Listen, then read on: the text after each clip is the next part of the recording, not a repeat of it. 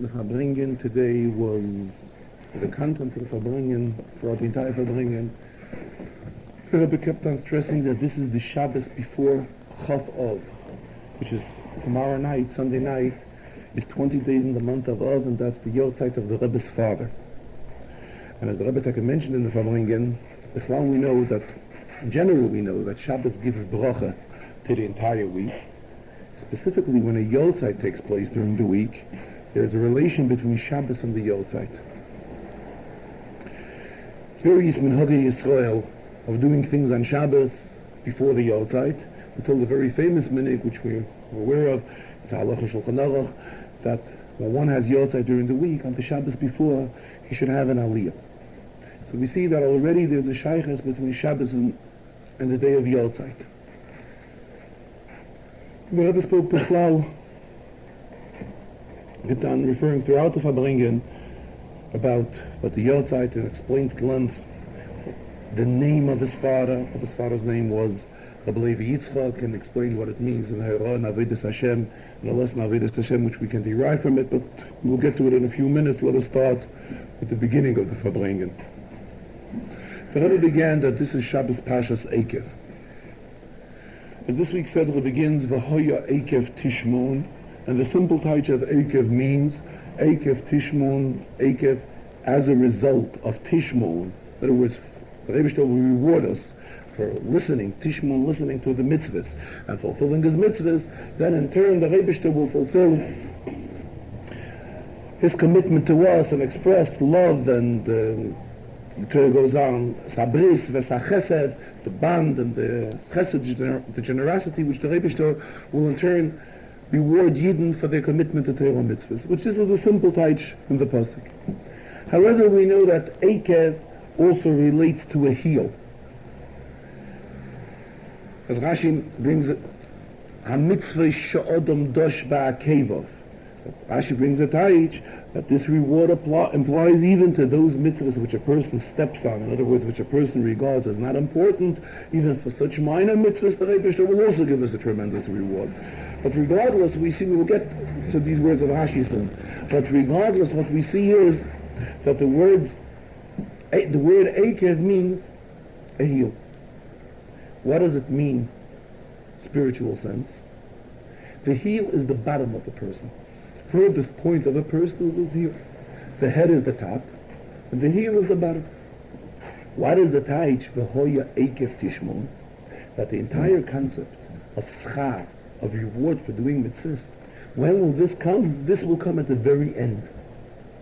As the last words in last week's Sedra Pashas Veschanan ends off with the words Hayoim la'asoisam.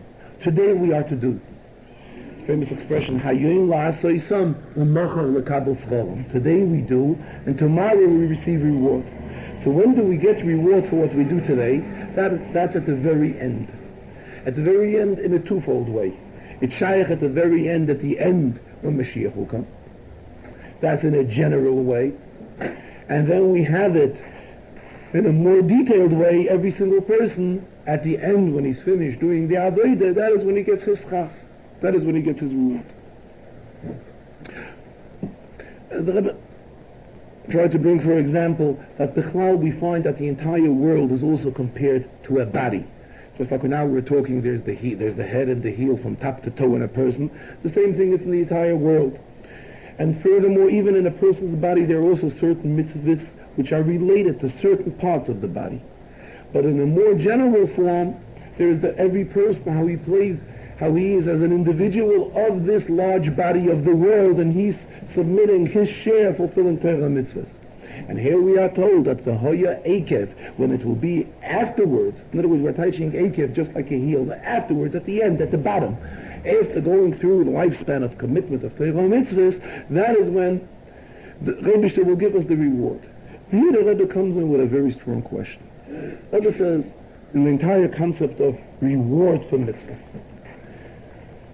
there's an expression in Chazal, Yofe sha'achas b'tshuva ma'asem tovim ba'olam hazeh mikol chayei ha'olam haba.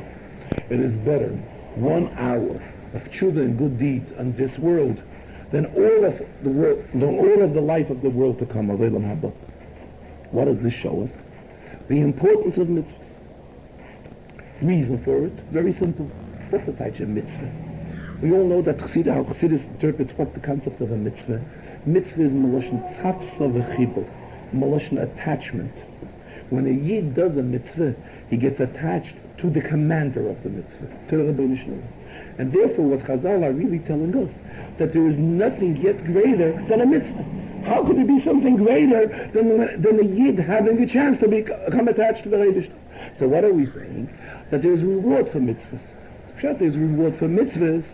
The best reward is the mitzvah itself.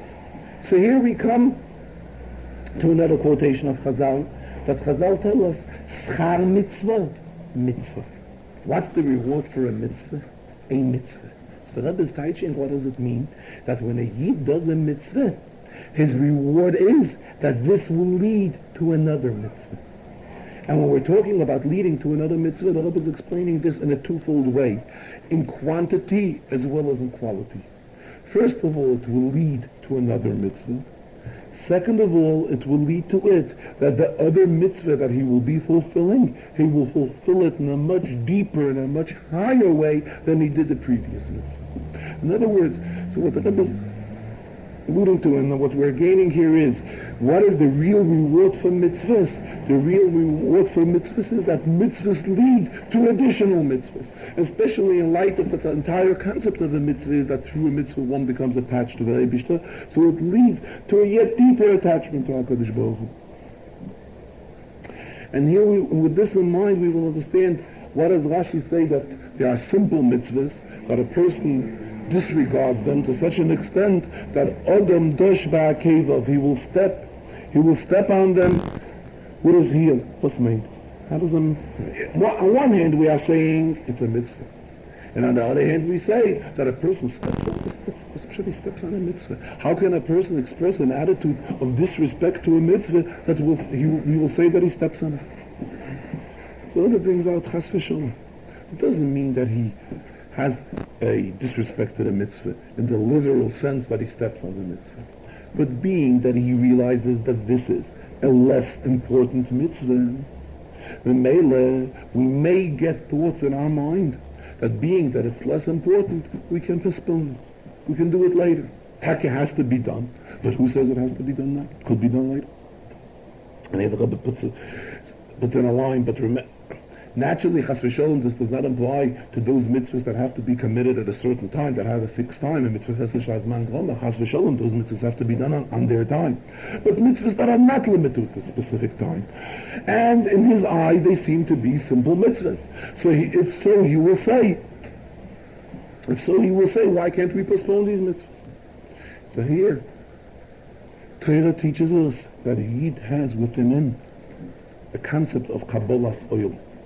Kabbalas oil, which goes much deeper than his understanding and supersedes whatever he understands and any type of reason or rationale which he will have in his own mind. And this is what we are saying, mitzad Kabbalas oil, mitzad dedication, acceptance of the yoke. Here a Yid will realize that he has to treat all mitzvahs equally, even a mitzvah of such that seems to him of less significance. And here we come to what Chazal tell us, don't sit and weigh mitzvahs. Don't say this is a more important mitzvah, this is a less important mitzvah. So right away the question arises, how can he come to say one is more important, one is less important? If we are viewing mitzvahs, that mitzvahs is the desire of HaKadosh Baruch Hu, the desire of HaKadosh Baruch Hu is an equal desire to every mitzvah. So here we are saying, the Rebbe is bringing out that a Yid is committing mitzvahs, mitzvah Kabbalas oil. And mitzvah Kabbalas oil, he's not even getting involved. What is a mitzvah of more significance? What is a mitzvah of less significance? That's irrelevant to him. He knows that he has to commit mitzvahs in the Eibishter. And this is what he's doing. Fulfilling mitzvahs in the Eibishter. And the reward for mitzvahs is that the next mitzvah will be another mitzvah, a deeper mitzvah, and another mitzvah. The Rebbe compares this, that is like the Rambam writes, in Hilchos Shuvah, the Rambam writes that Bichlal, all these rewards that Torah discusses, that the reward what a Yid will have for fulfillment of mitzvahs, the Rambam writes this is really not the reward. There's spiritual rewards. We cannot say that Gashmius is a reward for fulfilling mitzvahs. But, the Rambam explains, when the Yid is blessed with Gashmias, it makes it easier for him to be able to fulfill mitzvahs. He has no worries. He's much more in the convenient stage, and therefore it is much easier for him to do mitzvahs. So, the schar, the Rambam is learning, what is the taich of the schar? The schar, the reward is to make it easier for him and make mitzvahs more accessible for him. The same way the Rebbe is teaching schar mitzvah. By doing a mitzvah, it leads into another mitzvah, and it leads into another mitzvah, as we mentioned earlier, in both ways, sai in quantity and sai in quality. Here the Rebbe brings out a heroya. What is the lesson which we can derive from this in Avodas Hashem? The lesson from this, the Rebbe says, is that many times we too are indebted to a fellow friend, and we owe him a reward, a compensation. A friend has helped me, and I want to help him back. So what do we see from this? That to help a fellow friend does not only express itself in a physical help, does not only express itself in a material help. As the Rebbe referred, famous Gemara, Mishi Yesh Leimona Roitza Masayim, if one has $100, then he has a desire to have 200. In other words, not only in Gashmias. The lesson from this is that when we want to compensate a friend, the compensation should be such that we will help him in Ruchnias as well. Just like the reward for mitzvah is mitzvah, that his mitzvahs will be different ones.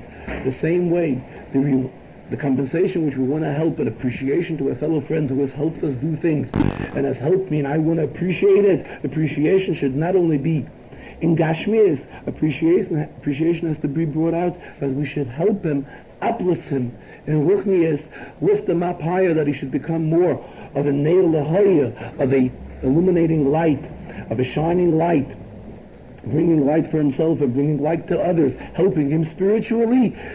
By uplifting him spiritually, this is how we really reward him for the assistance we may have gotten from him. Then the Rebbe continued and got back to the concept of his father's Yeltzeit. It was here throughout the Sikha that the Rebbe mentioned a famous story that when his father was sent off into deep Russia, his father was a Rav, and a very notable Rav, a very renowned Rav, and a big Gohen. Rebbe's father is very much known for his excellence, outstanding in Kabbalah. He was a very tremendous Mekubal. And when he was sent off, it was in the year 1939, before Pesach, he was sent off into deep Russia. There are many stories on how the Rebbe's father behaved. It was for a period of over 5 years that he was sent away into deep Russia. There were times that he was extremely isolated, alone, and he had no Yidden with him. There were times that he was with other Yidden, how he brought inspiration to other Yidden. Just to mention, one of the very famous ones is that was after a long period of time that he had no water. He had food to eat, but water, he was deprived from water. And they gave him a glass of water, a cup of water, not knowing when he will get the next cup of water. And what Rebbe Levi Yitzchak did was, he took this cup of water that he got and he poured Negel Wasser. He was in a situation when it could be a few more days till he'll get his next cup of water. And as the Rebbe mentioned today, how he expressed extreme care for the people of his community, for the people in the city that he was their Rav, as well as for the people whom he was together with in exile. The Rebbe referred to the famous episode that his father, when he was in exile, he had very few svarim. He only had a set of Zoya with him, he had a Tanya with him, but he had no pen or pencil that he would be able to write Chidushei Torah. The Rebbe's mother was permitted to visit her husband on certain times, and it seems like under the circumstances that they had and the poverty that was going on and the circumstances that they lived under, she also did not have access to a pencil or did not have access to a pen to leave with her husband. So she would take various grasses, and she tried to manufacture ink, handmade ink from various grasses, and she was successful. And she brought this ink to her husband, and then he took some sort of a pen. There wasn't a need to have any sophisticated pen. A feather served the purpose, and it was with this feather that the Rebbe's father wrote brief notes around on the margins of the Zohar and of the Tanya. It was here in America that the Rebbe was fortunate that the Rebbe got these Sforim were saved from exile and they were brought to the Rebbe. Now we have them, they are printed. In fact, for many years the Rebbe had a custom in the Shabbos, the Farbrengen, that he would refer to the Zohar commentary of his father, and the Rebbe would elaborate on it and explain it and so forth. The Rebbe in fact spoke out today. The Rebbe said, just like by the Rebishter we find, the Rebishter gave Eden the Torah. The Torah begins with Anoichi, and Anoichi abbreviates Ano Nafshi Ksavis Yehovis. But the Rebishter says, I, my soul, the Rebishter, has written and given his soul to Yidden through Torah. In other words, the Rebishter, when we learn Torah, we really have access to the etzem, to the essence of HaKadosh Baruch Hu. Same the Rebbe says, when we're talking about true Gedolei Yisrael, true Tzadikei Yisrael, they have, in the same way, following the path of HaKadosh Baruch Hu, Tzadikim Denim L'Boiram, Tzadikim are compared to their master. And Mela, they too have instilled their etzem, their nefesh, their etzem ha-nefesh in the Torah which they have written. And this is what we have by learning the Torah of the Baal HaHilula, learning the Torah of the Rebbe's father. We have the etzem, the essence of the Baal HaHilula which is brought out in his Torahs. In fact, the Rebbe referred to something very briefly in Inyan and Kabbalah in this week's Seder in Parshas Eikev, where Rabbi Yitzchak, first as mentioned, it's a Kabbalah Inyan that letter Yud, Rebishter's name is Yud Kei Vav Kei. A letter Yud is explained in Chassidus, refers to Sfiras HaChochma. And when we write Yud, if we were to write Yud, in not just the letter Yud, but to write out a Yud, it's Yud Vav Daled. And Yud Vav Daled relates to Machshava, Dibur, and Ma'aseh, which are three levels where something goes through first and also explained. Or Chochma Bina Das. What is the rationale for this? Yud is, it's like explained, why is Yud Chochma? Because in Chochma, the Inyan is not elaborated on yet. We only have the foundation of the thought. And this is symbolic to letter Yud, which is not a letter that spreads out. It's only a dot. A Yud could be a dot. However, once the thought spreads out and is elaborated on and comes down into detail, that is when it goes through Bina and Das. So that is the Vav and the Daled. A Vav always brings out how letter Vav brings out the concept of Hamshacha. When an Inyan is carried through from one level to another, that's the Inyan of Vav. Again, reflected in the Vav. A Vav is a straight stick, straight line.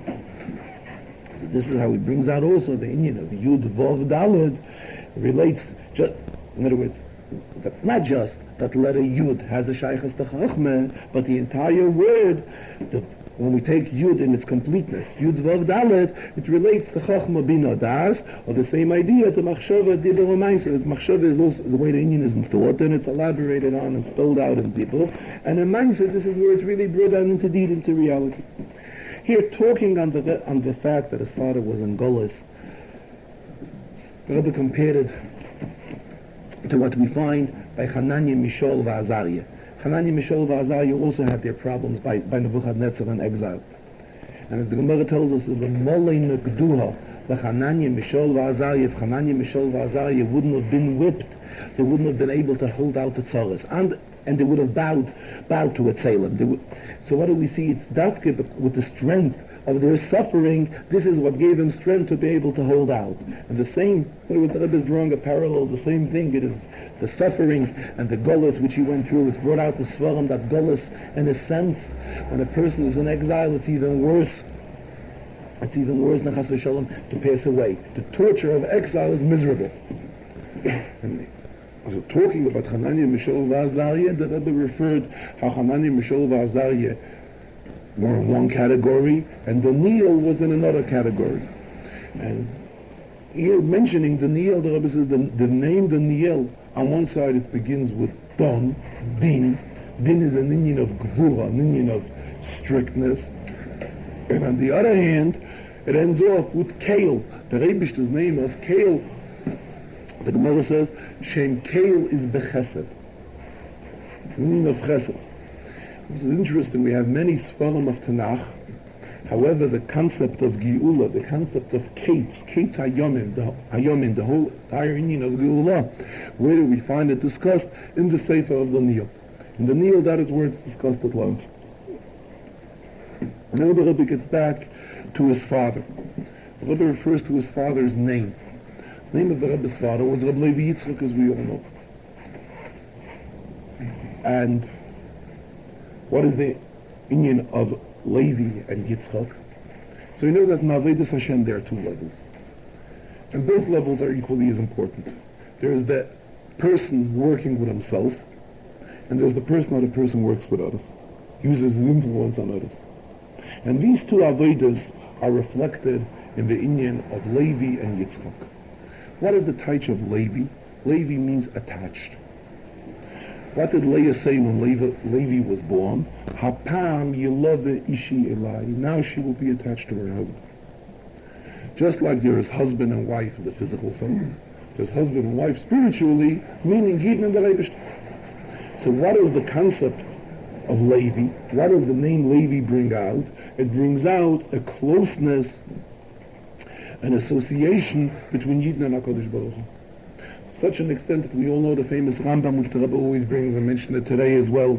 There's a Rambam that the Rambam writes, where the Rambam talks at the end of the halachas of Shemitah and Yovel. The Rambam brings out about Shevet Levi. The Rambam says that the concept of Shevet Levi is not limited to those who are physical descendants of Shevet Levi. But what is the union of Levi? Anybody who volunteers to get close to HaKadosh Baruch Hu, he is considered a Levite, and he gets the sanctity, the Kedusha of Kodesh Kedoshim. So again, what does this show? It shows that the concept of Levi is become close to HaKadosh Baruch Hu. This is the union of Levi. What is the union of Yitzchak? What did Sarah say when she named Yitzchak? Kol Hashemeya Yitzchak. Anybody that will hear will laugh. Anybody that will hear. Sometimes in hearing, sometimes we strain ourselves to listen for something. But on the other hand, to hear, everybody hears. Anybody who was created with the power of hearing that the Rebbe has given into us, hears. Whether we want to or we don't want to. So what does this show? It shows the shaykh is the relationship to everybody. Kol Hashemeya, it includes everybody. Anybody that only hears, this union has a shaykhus too. And how does it conclude? Yitzchak, it will bring to laughter. What is the union of laughter? That's the Aveda of Simcha. In other words, we reach out to everybody, to Kol Hashemeya, anybody that will only hear. And at the same time we say, how does this Aveda have to be done? This Aveda has to be done amidst joy and Simcha. That's the union of Levi and Yitzchak. Levi stresses the Aveda on oneself. Yitzchak brings out the Aveda, how it relates to others. How we have to reach out to others, how we have to influence others. We have to influence others, say Yidden, or even non-Jews as well, influence them to make sure that they fulfill the 7 mitzvahs, the 7 Noachide mitzvahs, which the foundation of the 7 Noachide mitzvahs is that we realize that there is a creator to this world, and that there is a master who has created this world. Here the Rebbe refers to a Gemara. The date of 20 in Av is mentioned in Gemara. What is it mentioned in Gemara? The Beis HaMikdash Karbanos were brought. In order to bring Karbanos, there was a fire. For a fire to burn, there was a need of lumber. So there were families that contributed the lumber for the Beis HaMikdash. It seems like this worked on a monthly cycle. So the Gemara discusses which was the family that contributed the wood of the 20th of Av. The Farshim explained that the wood which was brought on the 20th of Av has a special cheshivas. And that's why the Gemara searches who was that family, because it was of special significance. Why? The Gemara says that from the 15th of Av, the power of the sun weakened. And if the power of the sun weakened, this can affect the wood, the lumber. As long as the sun was powerful, so it dried out the lumber, so there were no worms in the lumber, the wood. However, once the power of the sun is weaker, so in Mela, it's not drying out the wood, So it can be found, worms can be found in the wood. And the rotten wood that has worms in it is not suitable to bring to the Beis HaMikdash. So what did this family have to do? They had to prepare the wood much before 15th of Av, and store it and have it, so they should be able to contribute this lumber into the Beis HaMikdash when it comes to 20th of Av and there's a need for a new shipment of wood. So in the Gemara there's a debate of difference in opinion between Reb Meir and Reb Yehuda, which was the family that brought the wood on the 20th of Av. Reb Meir is on the opinion, it was the family who were descendants of David ben Yehuda, descendants of David HaMelech, and David HaMelech is a descendant of Shevet Yehuda.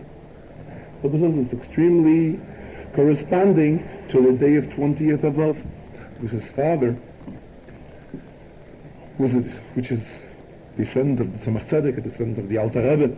And the Alter Rebbe's family, we know, traces back to the family of the Maharal Prague. And the family of the Maharal Prague, we know, traces back to David HaMelech, who was a descendant of Yehuda. So it's appropriate. There's something which relates here.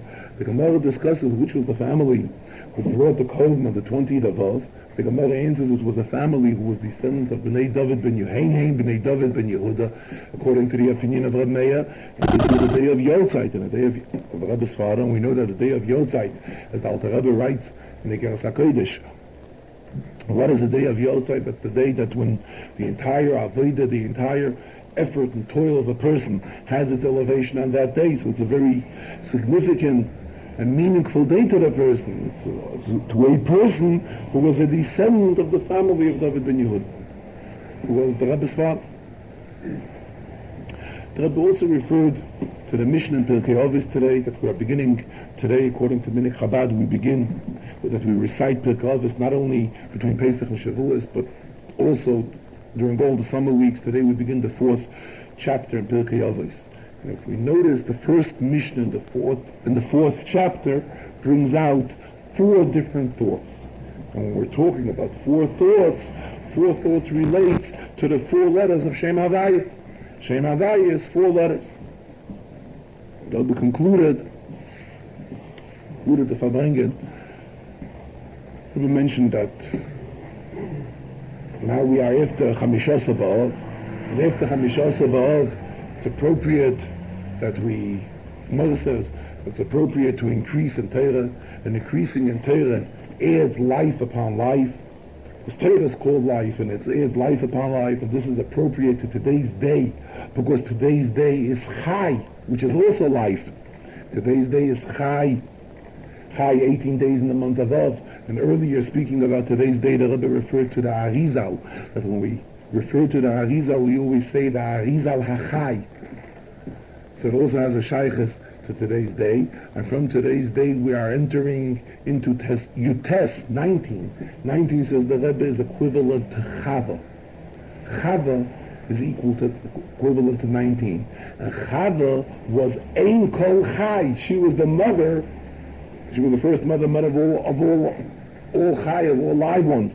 So maybe that's the shaykhus from Yutes to Yutes. And from Yutes and Yutes, we are entering Chav, and Chav, which is the day of the Yotzeit. And Chav, the Rebbe explains basically what Chassidus tells us, that number Chav has a shaykhus to the union of Kesef, as explained in Chassidus, which is a very high union in itself. And the Rebbe concluded, getting back to the 4 letters of Shem Havaya, that Yud Kei relates to the Avodah of his boinus, the Avodah of thought. And that's the union of the Avodah Satfilah, when we daven properly and we extend davening properly with the proper thoughts and with the proper kavanas which are required to davening. That's the union of Yudke. What is the union of Vavke of Shem Havaya? As explained in Svarim, Vavke relates to the learning of Torah and to the fulfillment of mitzvahs. Here the Rebbe alerted that we excel in both levels. In the level of Yudke, which is the Avodah Mitzat thought, Avodah Mitzat Machshava and his boinus, which is required to Avodah Satfilah, as well as also the Avodah of Vavke, the commitment, the Peyumamish being Mekayim in the learning of Torah and the fulfillment of mitzvahs. Rabbi also mentioned about the greatness of Malav Malke. Malav Malke is the Suda that has a shaykhus with Mashiach, with Melech HaMashiach, Suda David Malka Mashiach. Rabbi also made mention that these days there is a convention of Shluchim taking place in Eretz Yisrael, in a town which is called Ramat Yishai. The Rabbi says Yishai, talking about David ben Yishai. Yishai is also that has a shaykhus to David, has a shaykhus to Mashiach. So concluded with the Sedra which we are entering in. We're entering into the Sedra of Re'eh. What is the meaning of Re'eh? Re'eh is a vision, see. Seeing, Chassidus explains us how great the power of vision is, how much greater it is than the power of hearing. And this great revelation comes from Anoichi. As we mentioned earlier, Anoichi is the highest title of HaKadosh Baruch Hu. As the famous Zohar expression goes, the loyis rames, loy bishum ois, v'loy bishum koit. There's no way.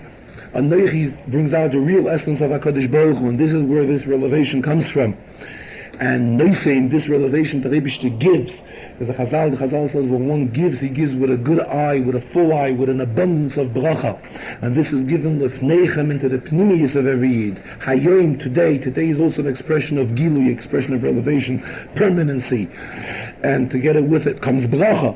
And the Rebbe goes on even what's followed after the word bracha, where the Pasuk uses the expression, the opposite of bracha. The Rebbe says, Chas v'sholom does it mean the opposite of bracha.